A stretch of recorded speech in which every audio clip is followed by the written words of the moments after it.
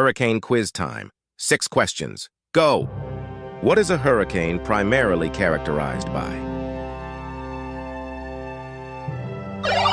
Strong winds and heavy rain. Which of the following is not a category on the Saffir-Simpson hurricane wind scale? Category 6. What is the eye of a hurricane?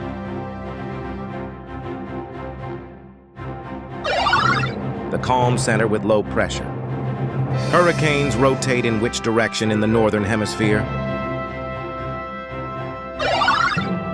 Counterclockwise. What is the minimum wind speed required for a storm to be classified as a hurricane? 74 miles per hour. What time of year do hurricanes typically occur in the Atlantic Basin?